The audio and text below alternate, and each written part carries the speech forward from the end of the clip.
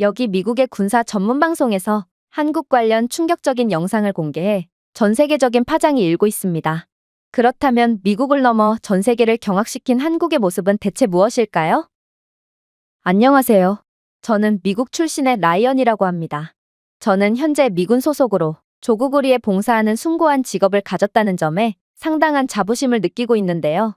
솔직히 말하자면 저희 가족은 증조할아버지 때부터 내려온 군인 집안이었기에 저는 어쩔 수 없이 군인이라는 직업을 선택할 수밖에 없는 운명에 처해 있긴 했지만 아무튼 저는 군인이 되어 조국을 수호하고 있습니다. 하지만 최근에는 정말 납득할 수가 없는 경험을 하게 되었는데요. 바로 아버지께서는 제게 주한미군으로 파견 갔다 올 것을 강요하셨거든요. 그 이유는 간단했습니다. 그건 바로 제 증조할아버지가 한국전쟁의 참전용사 출신이라는 이유 때문이었죠. 아버지께서는 한국을 다녀와야만 저희 가족의 역사를 진정으로 이해할 수 있고 심지어 주한미군 파견 경험은 제 인생에 있어서 큰 전환점으로 작용할 것이 분명하니 반드시 한국을 갔다 오라며 억지를 부리시더군요. 솔직히 저는 남이 나라 따위는 지키고 싶지 않았고 무엇보다 이건 무의미한 경험이라고 생각해서 한국만큼은 절대로 가고 싶지 않았는데요. 그러나 일단 아버지만 해도 주한미군으로 파견 갔다 오신 분이었기에 저는 도저히 아버지의 말씀에 반박을 할 수가 없었습니다. 특히나 아버지는 주한미군으로 파견된 미군 중 절반 이상은 그대로 한국에 눌러 살기로 결정하고 미국으로 다시 돌아오지 않는다며 그만큼 한국은 대단한 나라라는 다소 황당한 주장까지 덧붙이셨기에 저는 아버지가 도대체 무슨 생각으로 그러한 말도 안 되는 소리를 하시는 건가 싶어 당황스러움만 느낄 뿐이었습니다. 생각해보세요. 미국은 명실상부한 세계 최강의 나라인데 도대체 누가 이러한 미국을 버리고 한국 따위의 국가에서 살겠어요? 그리고 한국은 불과 수십 년 전만 해도 나라 자체가 초토화되었던 국가로 미국이 없었다면 존재하지도 않았을 국가인데 그때로부터 얼마 시간도 지나지 않은 지금 한국이 발전해봤자 얼마나 발전했겠어요? 도대체 자랑스러운 미국인이 미쳤다고 이런 나라에 살 거라고 생각하는지 저는 아빠의 말씀에 그저 황당함만을 느낄 뿐이었습니다. 그렇게 저는 불만만 한가득 아는 채 억지로 한국에 도착하게 되었죠. 솔직히 저는 한국에 도착해서도 불만투성이었어요.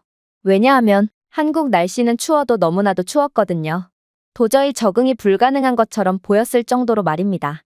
함께 한국에 온 동료 말로는 한국의 진정한 하이라이트는 바로 여름이라며 한국 여름의 고온다습한 환경은 아프리카의 더위도 한 수 접을 정도라며 너스레를 떠는 거 아니겠어요? 아니, 도대체 그게 뭐가 좋다고 이렇게나 싱글벙글이라는 말인가? 아무래도 이곳에서 한국 파견을 억지로 온 건 저 혼자일 뿐인 것 같았고 심지어 많은 미군 동료들은 한국 여행을 한 번 이상 와본 경험마저 있었기에 저는 도대체 한국의 매력이 뭐길래 이렇듯 많은 미군들이 이역만리 떨어져 있는 한국으로 자발적으로 파견을 신청하는 건가 싶어 어리둥절할 뿐이었습니다. 그렇게 저희는 부대 내부로 들어갔죠. 역시나 한국의 뼈가 시릴 정도로 추운 겨울은 도저히 적응이 안 됐고 저는 그럴 때마다 불만을 늘어놓을 뿐이었는데요.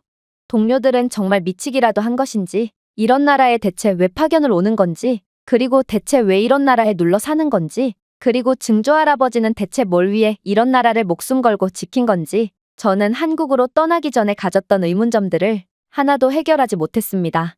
물론 한국 생활 자체도 마음에 안 들기는 마찬가지였어요. 저는 주한미군 파견자들을 대상으로 한 OT 시간에 한국 규칙에 대해 배우게 되었는데요.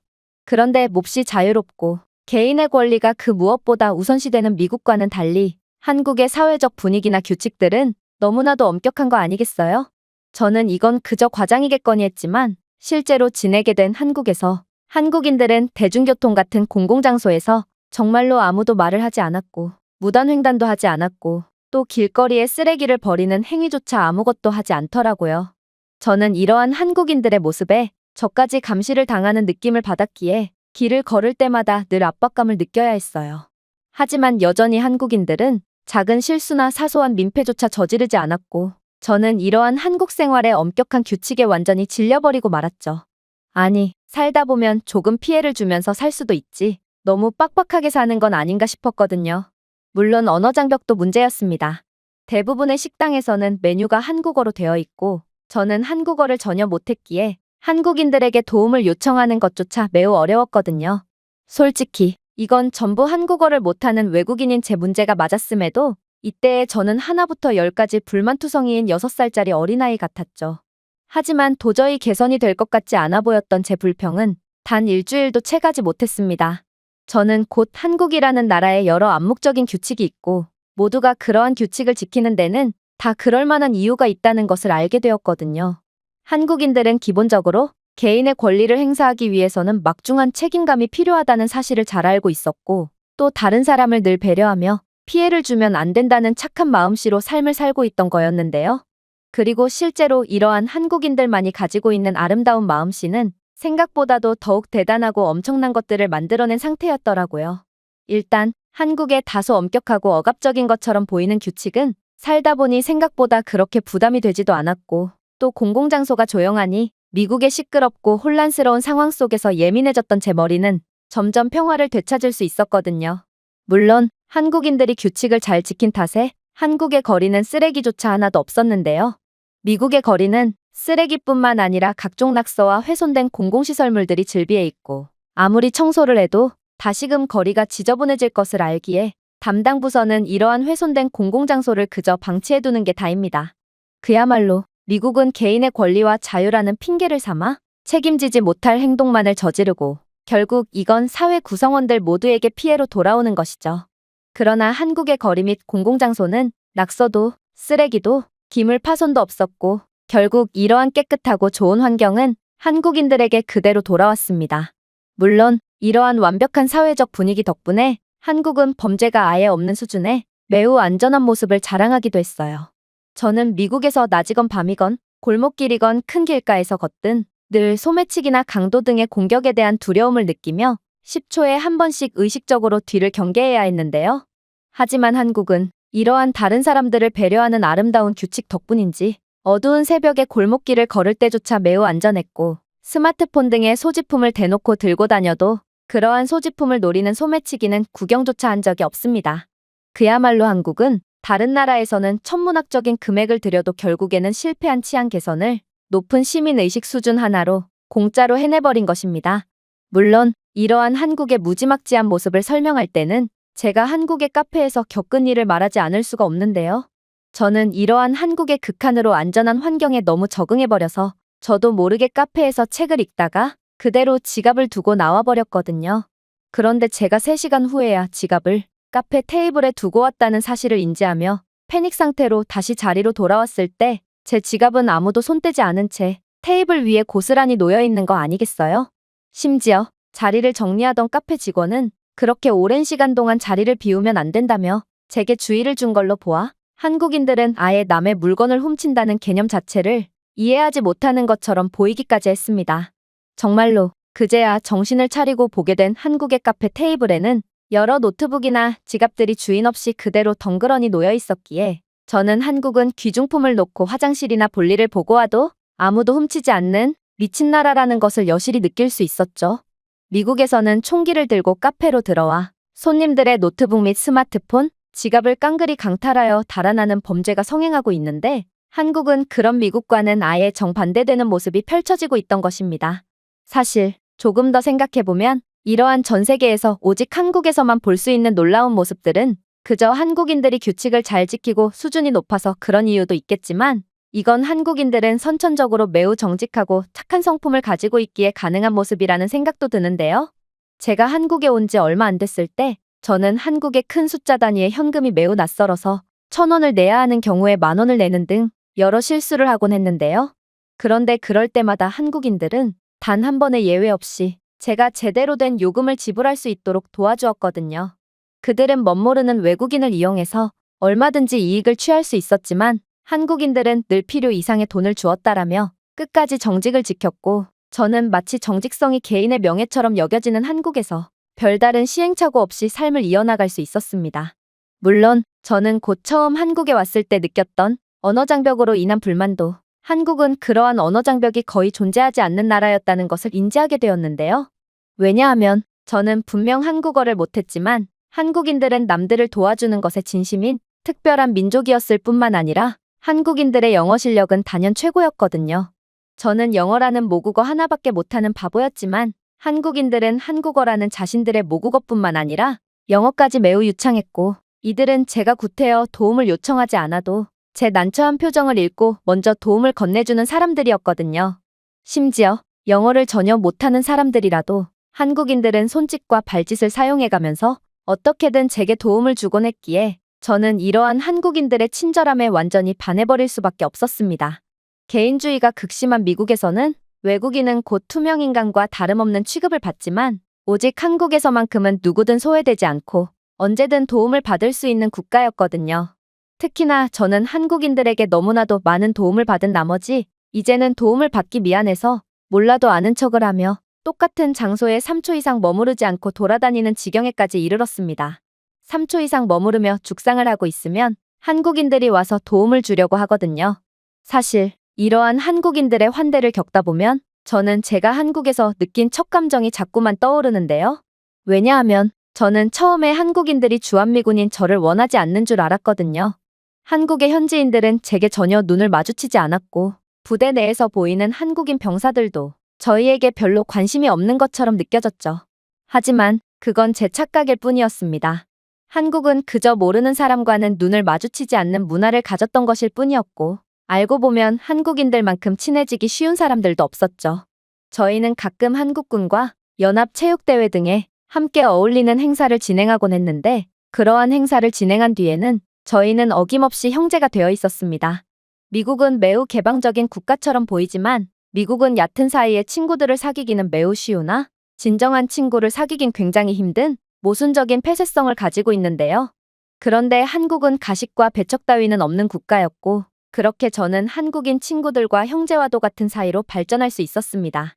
저희는 늘 한국식 바비큐 식당에서 삼겹살과 소주로 우정을 확인하곤 했는데 한국인 친구들은 제게 고기를 상추에 싸서 마늘과 쌈장을 넣고 한 입에 먹는 방법을 가르쳐 주었고 한국의 술인 소주는 무조건 한 입에 털어 넣어야 한다는 것도 알려주었죠. 삼겹살은 상추쌈에 싸서 먹을 때, 쌈장을 찍어 먹을 때, 기름장에 찍어 먹을 때, 구운 김치와 함께 먹을 때 등 어떻게 먹느냐에 따라 완전히 다른 음식이 되곤 했고 저는 이러한 수준이 매우 높고도 재미있는 삼겹살에 푹 빠질 수밖에 없었는데요. 그렇게 먹고 마신 후 저희는 어김없이 노래방에 가곤 했고 그곳에서 한국인들이 춤을 추고 노래를 부르는 모습을 본다면 그들은 멀쩡한 겉모습과는 다른 완전히 미친 사람들이라는 것을 확신할 수 있을 정도로 노래방에 들어간 한국인들은 가장 조용한 사람마저 완전히 미친 사람이 되어버리곤 합니다. 도대체 이런 면모를 그동안 어떻게 숨기고 다녔는지 이해가 안 갈 정도로 말이죠. 물론 한국인 형제들은 저를 절대로 혼자 두지 않았고 덕분에 저는 낯선 타지에 혼자 남겨진 상황에도 조금의 외로움도 느끼지 않은 채 한국에서의 생활을 이어나갈 수 있었는데요. 한국인 친구들은 한국은 가족 중심의 문화라며 혼자 방치되는 건 절대로 용납되지 않는다고 강조했고 저를 자신들의 집에 초대하는 일도 많았거든요. 그리고 그렇게 가게 된 한국인 친구들의 집에서 저는 놀라운 경험들을 할 수 있었죠. 바로 한국의 아주머니들은 저를 마치 친아들이라고 생각하는지 정말 제 친엄마보다도 훨씬 더 극진하고 정겨운 대접을 해주며 저를 반겨주었거든요. 한국인 친구들의 집에 가면 그들의 어머니는 제게 갈비와 삼겹살 등의 고기 요리부터 해서 비빔밥을 비롯해 계란찜, 김치, 콩나물 무침, 잡채, 파전 등 식탁을 가득 채우고도 남을 10가지 이상의 반찬을 내오시기도 했는데요. 심지어 한국의 아주머니들은 혹여나 미국인인 제가 한식이 입에 맞지 않을 수도 있을 것 같아 준비했다며 치킨과 피자까지 주문해 주셨기에 저는 배가 부르다 못해 목구멍으로 음식이 역류하는 것 같은 극한의 배부름을 느낀 채 가쁜 숨을 몰아쉴 뿐이었습니다. 하지만 한국의 손님 대접은 여기서 끝이 아니었죠. 아주머니는 고기가 더 필요하지 않냐며 보쌈을 추가적으로 내오기 시작하더니 이내 음식이 부족할 수도 있을 것 같아서 준비했는데 역시나 음식이 부족한 것 같다며 낙지볶음과 불고기까지 주섬주섬 차리기 시작했거든요. 도대체 어딜 봐서 음식이 부족하다고 느낀 건지는 모르겠지만 아주머니는 식혜와 막걸리 등의 한국의 전통음료와 술뿐만 아니라 각종 제철 과일까지 추가적으로 내오셨기에 저는 그저 완전히 할 말을 잃은 채 나라 잃은 표정으로 다시금 가득 채워진 식탁을 바라볼 뿐이었습니다. 저희 친어머니조차 제가 오랜만에 집으로 복귀하면 그저 칠면조 요리 하나만을 내오시곤 하지만 한국의 아주머니는 그런 저희 친어머니께 뭐야? 한국에서는 양아들도 그렇게는 안 먹여. 이게 정말 친아들에게 해주는 대우가 맞는 거야? 라고 말해오는 듯 제게 난생 처음 받아보는 극진한 대우를 해주시곤 했죠. 특히나 한국인 아주머니들은 꼭 제가 다시 돌아갈 때 두 손 가득 반찬을 포장해 주시며 혼자 사느라 고생이 많다며 정말 저를 친아들 그 이상으로 환대해 주셨는데요. 이렇듯 저는 한국인들의 아름다운 친절 덕분에 한국에서 살면서 단 한 번도 혼자라는 느낌을 받지 않고 오히려 미국에서보다 훨씬 행복하고 끈끈한 삶을 살 수 있었습니다. 그리고 그렇게 한국에서의 만족스러운 삶을 이어가다 보니 저는 드디어 한국이 얼마나 위대한 국가인지가 눈에 들어오기 시작했어요. 분명 제가 한국으로 가기 직전에만 해도 저는 한국은 한국전쟁을 겪으며 완전히 폐허가 되었고, 물론 한국은 꽤 성공적으로 전후복구를 했다고 듣긴 했지만 그래도 절대로 선진국의 모습을 보여줄 수는 없을 거라고 생각했는데요. 실제로 아버지가 계속해서 보여주시던 증조할아버지가 한국에서 찍으신 흑백 사진에는 아무것도 없는 허허벌판의 모습만이 펼쳐져 있었고, 이 나라는 수십 년이 지나기는커녕 수백 년이 지나도, 아니 무슨 짓을 해도 절대로 부유한 국가가 될 수 없을 것처럼 보였습니다. 그러나 제가 한국에서의 적응을 완전히 마치고 여유가 생겨 다시 돌아보게 된 한국은 그야말로 미국보다도 더욱 선진적이고 부유한 모습을 자랑하고 있더라고요. 저녁 하늘을 배경으로 빛나는 세계에서 5번째로 높은 건물인 롯데월드타워를 올려다본 저는 이 나라가 그 흑백 사진 속의 그 나라가 맞나 싶어 두 눈이 휘둥그레졌는데요. 한때 진흙탕처럼 오염된 하천이었던 한강은 이제 미래의 달이 세계 최고의 경치와 인프라를 자랑하는 공원, 고층 빌딩이 물에 비친 깨끗하고 반짝이는 수로가 되어 있더군요. 작은 판잣집과 전쟁으로 폐허가 된 거리 대신 저는 끝없이 늘어선 첨단 건물들, LED 조명들, 그리고 번화한 명품 거리를 보았는데요. 도로는 세계에서 가장 완벽하게 포장되어 있었고, 전기버스, 고속열차, 전기택시가 줄지어 있는 한국의 모습은 이 나라가 선진국이 아니라면 미국조차 개발도상국이라고 말할 수 있을 정도로 완벽한 모습을 보여주고 있었습니다. 정말로 서울의 스카이라인은 제가 그동안 세계 최고라고 인식하고 있었던 뉴욕을 가뿐하게 제압해버렸고, 저는 제 증조할아버지가 무엇을 위해 목숨을 걸고 싸웠는지를 완전히 이해할 수 있었어요. 증조할아버지는 이 나라에서 가능성을 봤던 거였고, 한국인들은 자신들을 위해 전 세계의 사람들이 흘려준 피의 보답이라도 하듯 불과 100년도 안 되는 짧은 시간 만에 세계 최강대국인 미국마저 가뿐히 제칠 정도로 우수한 모습으로 발전한 거였습니다. 물론 아버지가 보여준 굶주리며 생존을 위해 고군분투하는 한국인들의 모습 또한 절대로 볼 수가 없었죠. 한국인들은 매우 단정한 옷차림을 자랑하고 있었고, 세계 최고 수준의 교육을 받았으며 자신감이 넘치는 밝은 에너지를 가지고 움직이고 있었는데요. 정말로 한국인들이 유창한 영어를 구사하고 기술에 매우 능숙하며 언제 어디서나 높은 교양 수준을 보여주는 것을 보면 한국이라는 국가뿐만 아니라 한국인들의 수준은 천지개벽 수준으로 높아졌다는 것을 여실히 느낄 수 있었습니다.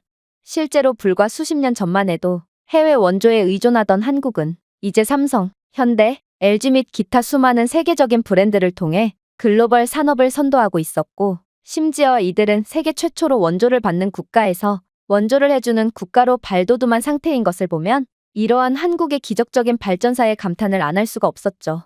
증조할아버지가 자유를 되찾아주기 위해 싸웠던 나라는 현재 단순히 살아남는 것이 아니라 전 세계적으로 번영하고 독립하며 존경받는 나라가 되어 있었고, 저는 증조할아버지는 단순히 한국이라는 나라를 구한 것이 아닌 세계를 선도하기 위해 성장할 나라를 구했다고 느껴 엄청난 존경과 자부심을 느낄 수밖에 없었습니다.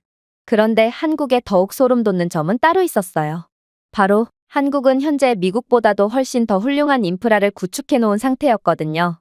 한국은 세계에서 가장 효율적이고 깨끗한 대중교통 인프라를 가진 국가로, 한국에서는 아무리 변두리 지역일지라도 지하철과 버스를 통해 편하게 이동을 할 수 있는데요. 특히나 상상을 초월할 정도로 지저분하고 제 시간에 오는 법이 없는 미국의 지하철과는 달리 한국의 대중교통은 항상 제 시간에 도착했고, 대부분 제 시간이 아니라 항상 시간을 엄수했기에 저는 한국은 도대체 어느 틈에 이 정도로 수준 높은 도시를 구축한 건가 싶어 완전히 얼이 빠지고 말았습니다. 보통 대중교통 인프라야말로 한 나라의 경제적인 수준과 평등 수준을 어느 정도 짐작해 볼 수 있는 지표의 역할을 수행하는데, 그런 면에서 한국은 단연 전 세계 최고였고, 저는 증조할아버지의 피와 땀을 잊지 않고 최고의 국가로 발전해준 한국에 고마움마저 느끼게 되었죠. 저는 한국인들이 삶을 살아가는 모습을 지켜본 결과 이들이 어떻게 이러한 최고의 선진국으로 발전할 수 있었는지 어느 정도 이해가 가긴 했는데요. 한국인들은 늘 성실한 태도로 최고의 근로윤리를 보여주었거든요. 일단 한국의 고객 서비스는 미국과는 완전히 다른 차원에 있었는데 한국인 직원들은 항상 정중하게 인사하고 효율적으로 응대하며 한 명이 두 명 이상의 몫을 걷더니 해내더라고요. 공사나 수리 또한 번개처럼 빠른 속도로 이루어졌는데요. 미국에서는 도로 수리에만 몇 달이 걸리지만 한국은 하룻밤 만에 도로 수리가 완벽하게 맞춰 있었고 눈만 감았다 뜨면 새 건물이 지어져 있었습니다. 저는 한 번은 식당 직원이 고객이 두고 간 가방을 돌려주기 위해 길을 가로질러 질주하는 것을 본 적이 있는데 이 정도의 배려와 헌신은 전 세계 어디에서도 볼 수 없는 특별한 장면이라고 할 수 있었습니다. 아무래도 이러한 한국인들의 놀라울 정도의 책임감과 성실함이야말로 이 나라가 아무도 기대하지 않던 가난한 국가에서 세계 최고의 선진국으로 발전을 할 수 있었던 이유인 모양이었고 저는 증조할아버지가 정말로 의미 있는 헌신을 하셨구나 싶어 코끝이 찡해졌어요. 그러나 제가 한국에서 그 무엇보다 충격을 받았던 부분은 따로 있었습니다. 그건 바로 미국의 도움이 없으면 아무것도 할 수 없는 국가라고 생각했던 한국은 생각보다도 훨씬 강력한 군사력을 가진 국가였고 또 혹시 모를 적의 침략에 완벽에 가까울 정도로 대비가 된 국가였기 때문이었죠. 일단 현재 세계에서 가장 많이 팔리는 탱크이자 세계에서 가장 우수한 탱크라고 인정받고 있는 한국의 K2 블랙팬서 탱크는 자동장전, 미사일에 대한 능동적인 보호, 그리고 인공지능 지원 표적이라는 전 세계 유일한 최첨단 기능으로 적으로 하여금 공격을 할 엄두조차 못 내게 하고 있는데요. 특히나 한국의 K2 블랙팬서는 미국의 에이브럼스 탱크와 비교한다면 험준한 산악지형에서도 마치 스포츠카처럼 움직이며 트럭처럼 부딪혔기에 이건 제 미국인으로서의 주관적인 감정을 추가한다고 해도 미국의 탱크를 압도할 만큼 우수한 성능을 자랑하고 있었습니다. 물론 한국의 공군도 기대 이상이었죠. 저는 지금껏 한국의 공군은 미국의 공군 지원 및 기술력에 의존하고 있다고 생각했지만 그건 십수년 전의 이야기일 뿐이었는데요. 한국은 이미 KF-21 보람의 전투기를 자체 개발할 만큼 전투기 기술력에 있어서 전과는 차원이 다른 기술 혁신을 이뤄낸 상태였고 이 나라는 이미 F-15를 자체 개량한 버전인 F-15K 슬래미그를 개발한 상태로 한국산 전투기는 이미 장거리 타격과 압도적인 공중우세 그리고 우수한 스텔스 기능까지 입증된 상태였어요. 즉, 한국은 이미 미국의 도움이 없어도 자체 기술력만으로 그 어떠한 침략자도 묵사발을 낼 준비가 된 국가라는 거였죠. 그러나 한국의 가장 소름 돋는 점은 따로 있습니다. 바로 한국의 미사일 무기고였죠. 한국의 장거리 미사일 시스템은 세계에서 가장 진보된 시스템 중 하나로 파괴적인 정확도로 적진 깊숙이 타격할 수 있는데요. 현목포탄도 미사일은 지하 벙커와 지휘 센터를 파괴하기 위해 설계된 세계에서 가장 큰 재래식 미사일 탄두를 탑재할 수 있고 이는 육중한 탄도 무게와는 어울리지 않게 초음속 속도로 비행할 수 있어 요격이 거의 불가능한 상황이었거든요. 특히나 한국은 이미 AI 기반 미사일 유도 시스템을 개발한 국가로 이는 장거리에서도 절대적으로 정밀하게 목표물을 타격할 수 있도록 했는데요. 이러한 한국의 AI 미사일 기술은 전 세계 최초이자 가장 진보된 수준이었지만 한국은 만족이라는 것을 절대로 하지 않는 국가였고 기어코 다중발사 시스템이라는 여러 탄두를 동시에 발사할 수 있는 공포의 기술을 개발하여 적의 방어를 완전히 압도해버리고 있었습니다. 만약 한국이 먼저 공격하기라도 한다면 적은 누가 어떤 방향에서 공격했는지 알기도 전에 전쟁은 그대로 10분 만에 끝날 수도 있을 것처럼 보였죠. 그러나 제가 어쩌면 한국은 미국과의 싸움에서도 이길 수 있을 것 같다고 느끼며 두려움에 사로잡혔던 부분은 따로 있었어요. 바로 한국은 이미 기존의 전통적인 무기를 초월한 차세대 무기까지 개발한 미친 국가였거든요. 일단 한국은 이번 러시아와 우크라이나 전에서 드론이 맹활약을 하는 것을 보고 전 세계가 드론 기술 개발에 열중을 하기 훨씬 이전에도 이러한 전쟁 흐름을 미리 예측하고 연구 개발에 몰두하여 현재 드론 분야에서 세계 최고의 기술력을 보여주고 있었는데요.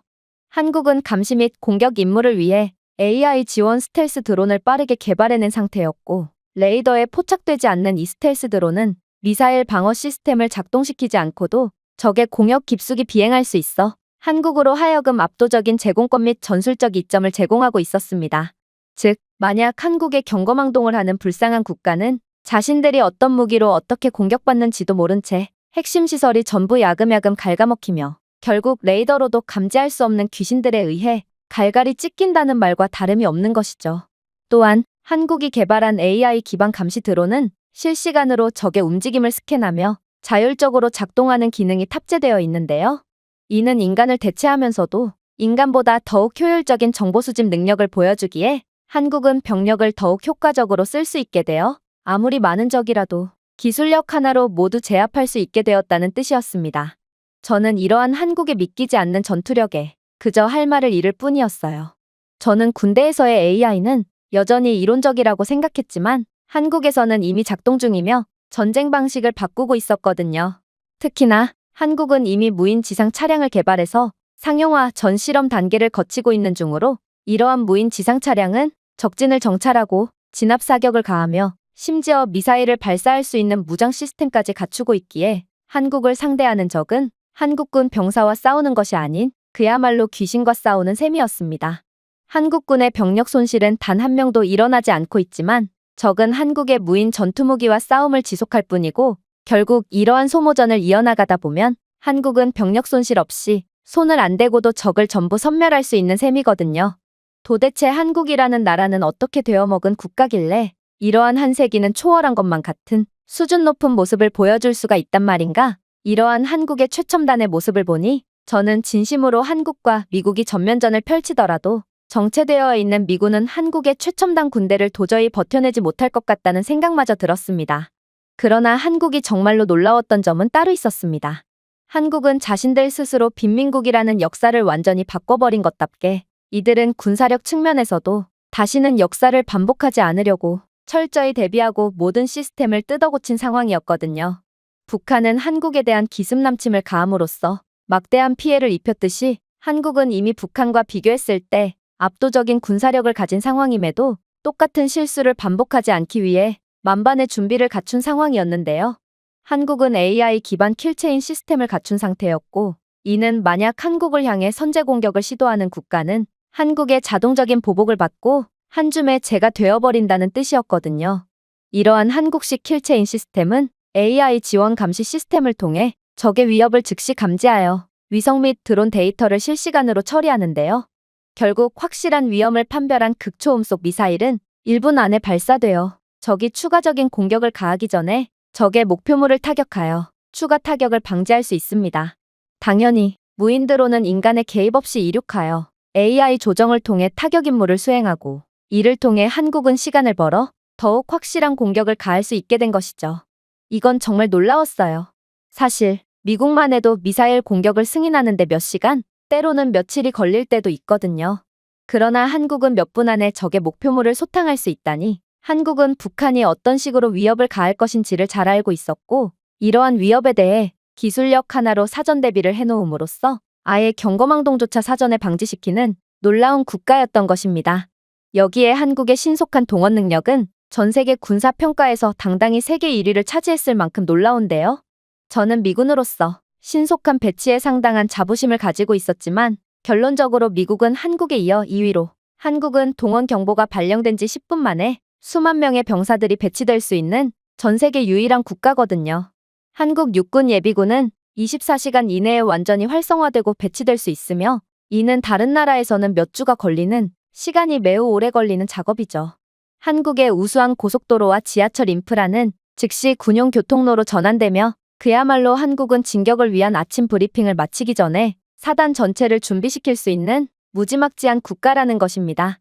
보통 많은 국가들이 자신들의 과거로부터 아무것도 배우지 못하고 결국 과거의 실수를 되풀이하며 망해가지만 한국은 한번 겪은 일은 절대로 잊지 않는 똑똑한 국가였고 저는 한국의 이런 점이야말로 전 세계 그 누구도 하지 못했던 빈공국에서 세계 최고의 선진국으로 발돋움하는 기적을 만들 수 있게 한 기적의 원천이 아닐까 싶었는데요. 저는 한국의 이러한 알면 알수록 대단한 면모에 결국 증조할아버지의 선택이 맞았구나 싶어 엄청난 존경심을 느꼈고 아버지가 왜 한국 파견만큼은 무슨 일이 있어도 가라고 하셨는지를 완전히 이해하게 되었습니다. 그리고 그렇게 존경과 겸손을 되찾게 된 저는 한국까지 왔음에도 아직까지도 전쟁 기념관을 찾지 않았다는 것이 떠올라 그렇게 증조할아버지를 추모할 겸 전쟁 기념관을 찾게 되었죠. 그리고 저는 전쟁 기념관에 도착함과 동시에 어쩌면 한국이 빠르게 발전했던 것은 그 어떤 이유나 논리도 필요 없이 그저 너무나도 당연할 수밖에 없었다는 확신에 가까운 감정을 느끼게 되었습니다. 왜냐하면 한국인들은 절대로 역사를 잊지 않고 있었거든요. 한국 전쟁이 끝난 지는 벌써 수십 년이라는 시간이 흘렀지만 여전히 전쟁 기념관은 추모를 하러 온 사람들로 북적이고 있었거든요. 한국인들은 엄숙한 표정으로 나라를 위해 목숨을 바쳐 싸운 자신들의 선조와 동맹국 병사들의 이름을 향해 목례를 하고 있었고, 저는 이러한 한국인들의 경건한 태도에 울컥할 수밖에 없었죠. 청동으로 제작된 한국과 미국 군인들의 동상, 그리고 전쟁으로 폐허가 된 한국의 사진들과 잿더미에서 떠오른 현대 한국의 사진들, 제 증조할아버지의 부대를 포함한 외국 군인들의 희생을 기리는 전체 섹션 등 이곳 전쟁 기념관은 전쟁에서 산화한 한국의 선조들뿐만 아니라 동맹국 전사들까지도 공평하게 기념하고 있었고, 결국 저는 이러한 한국의 완벽한 서사에 눈물을 흘릴 수밖에 없었습니다. 그러나 더 놀라웠던 점은 따로 있었어요. 바로 제가 입고 있던 미군 군복을 본 한백발의 한국인 할아버지가 천천히 제게 다가왔기 때문인데요. 저희는 당연히 의사소통이 되지 않았지만 근처를 지나가던 젊은 한국인 남성은 저희의 대화를 통역해 주었기에 저희는 겨우 의사소통을 할 수 있었습니다. 그리고 알고 보니 이 백발의 한국인 할아버지는 6.25 전쟁 참전 용사셨고 자신의 동료들을 보러 매일같이 이곳 기념관을 찾고 계시다고 했는데요. 할아버지께서는 자신은 이제 몸이 불편해서 아무래도 오늘이 전쟁 기념관을 찾는 마지막 날이 될 것 같다고 하시면서 마지막 순간에 자신의 전우의 증손자를 보게 되다니 이건 전쟁에서 먼저 산화한 동료들이 힘을 써준 것이 분명하다며 제 손을 맞잡아 주셨는데요. 결국 저는 눈물을 참을 수 없게 되었고 증조할아버지의 전우이신 이 할아버지께 눈물을 흘리며 목청껏 경례를 했고 할아버지는 그런 저를 꼭 껴안아 주실 뿐이었습니다. 놀랍게도 근처에 있던 한국인들은 저희의 사연을 대충 눈치챘는지 저와 함께 눈물을 흘려주며 할아버지께 감사의 인사를 전함과 동시에 주한미군으로 파견 온 제게도 한국을 지켜줘서 고맙다는 인사를 건네왔는데요.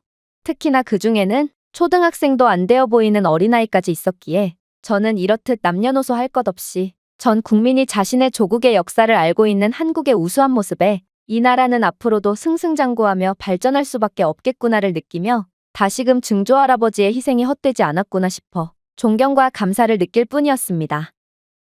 제가 준비해온 내용은 여기까지입니다. 끝까지 시청해주셔서 진심으로 감사드리며 여러분들의 구독과 좋아요, 알림 설정은 영상 제작에 큰 힘이 됩니다. 이상 세모튜브였습니다.